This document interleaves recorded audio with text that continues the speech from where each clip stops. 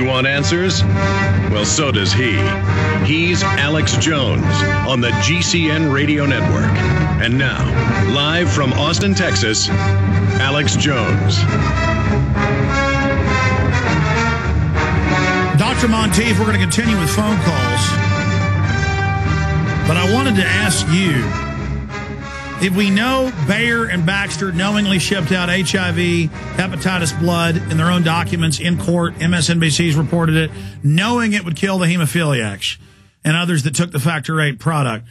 This was basically a matter of eugenics. You see, wouldn't the world, if you are a eugenicist who believe in eugenics, wouldn't the world be better off if there weren't any hemophiliacs? Because then we wouldn't have the disease. They set out to kill the hemophiliacs. They killed almost half of them in the United States. They shipped Factor VIII that they knew would kill the hemophiliacs to Canada, to France. Well, I want you to elaborate on that, but just to finish the full question. If we know they did that and other companies have done thousands of other things, why do we then trust any vaccines they come out with, anything they say? Bayer worked with Hitler. It's all these companies. I mean, it's so elementary, and then they admit this flu isn't dangerous. Compared to regular flu, 30-some% of people already have it, didn't even get sick. I mean, just how how is it, why aren't people waking up quicker? Well, what we need to do is simply keep talking and talking about it. I'm sure you're well aware of the fact that Baxter said, a massive batch of influenza vaccine to Europe that actually contains the deadly H1N5 or H5N1 avian flu virus. Our bodies would fight this off. We don't get infected by it unless they inject it into you.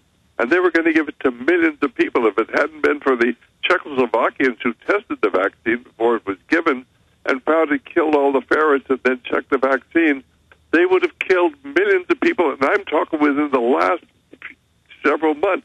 This happened, and Baxter said, oh, gee, we just have no idea how the deadly virus got in our flu vaccine. Let me ask you this. Believe it for a minute. This is why I think that we're moving towards a climax in history. That would have been the greatest criminal act of all time, would have dwarfed anything that Adolf Hitler ever did. And we would have heard on the news that it was a mutated bird flu killing everybody, and we would have never known it was Baxter. But by the grace of God, a lab technician discovered it. And basically, this was in the last couple of months, and anybody can check these facts out. Fortunately, we have access to the Internet, and you can go to your search engine and simply put in Baxter, the avian flu virus, and it was put into a flu vaccine. Well, when they would do that, and they should have immediately arrested the people from Baxter and put them in prison. We're talking about the attempt to kill millions of people. Well, let me go further, Doctor.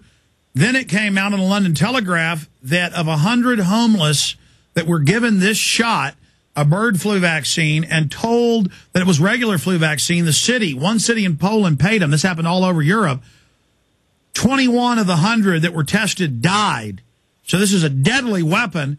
And then no one from the vaccine makers got in trouble. They arrested the city officials. Well, I think it's about time the American people know. I honestly believe that the one that they're going to give in Europe is going to be much more deadly than the one they give here in the United States. But I'm not certain of that, and you shouldn't take it anyway because it contains mercury. But you do not know what is in this. We can go back to the history of vaccines. We can start back, certainly, back in 1942 when they gave our military a yellow fever vaccine. But they forgot to test it ahead of time, and, of course, they got yellow jaundice because it had a hepatitis B. And actually about 300,000 American troops got the virus. Fortunately, only about 28,000 came down with the disease, and I don't know how many of them died. But only 28,000 had their liver eaten. How nice of the government.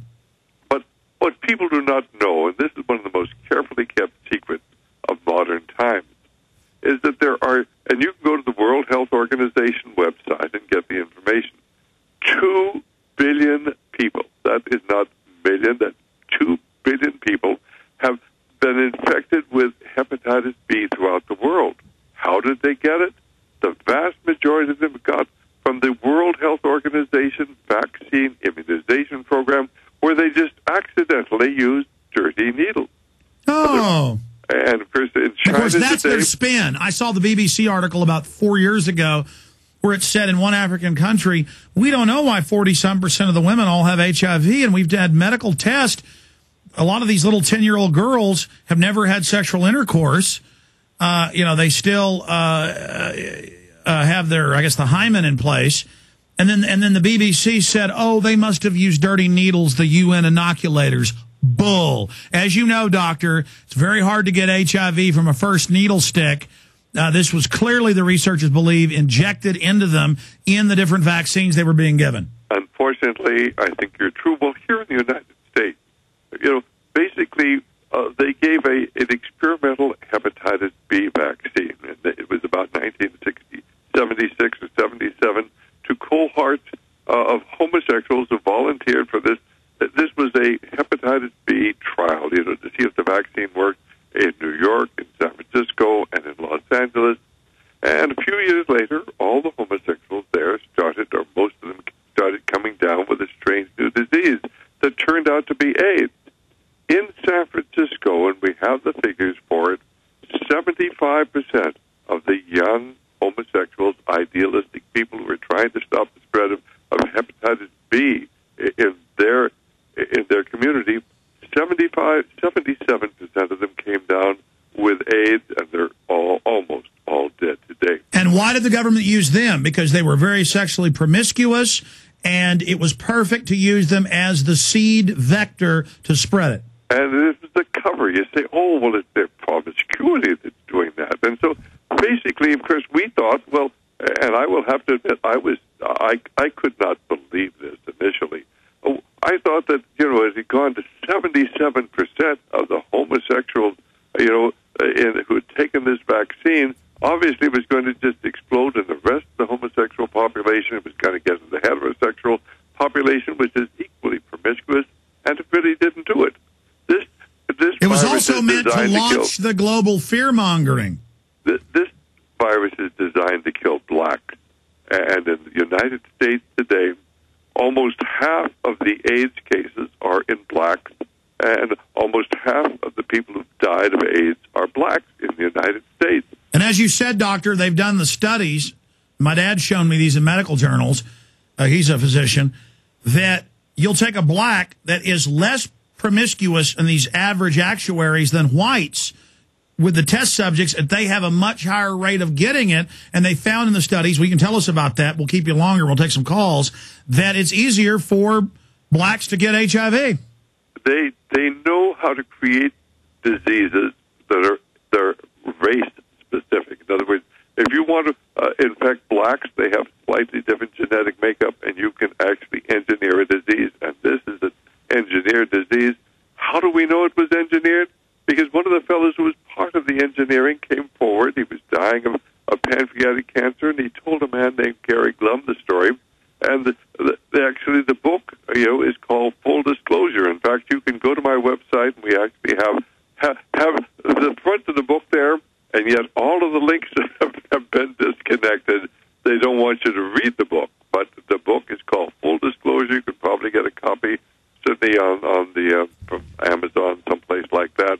And here's a fellow who is part of this whole thing. He's dying. He tells the whole story, and totally blacked out by the controlled media, because it's too horrible for people to believe that they would target blacks to kill off the black population. And I want to say this: I was listening to XM Left today, the liberal XM channel. I heard two black soldiers in a 20-minute drive into work calling up the liberal talk show host, defending collateral damage in the million dead Iraqis. And it came to my mind. I said, here are these black soldiers serving the New World Order, thinking they're fighting for America.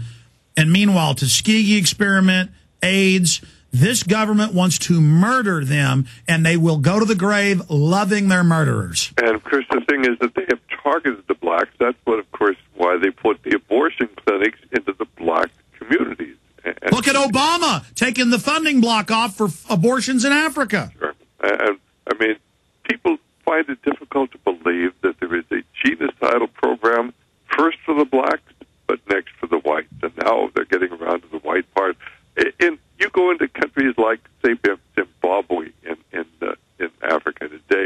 And the average age of a black man, the average man would die at 64. Today, the average age of a black man who dies is 34. They have the life. They've done this intentionally.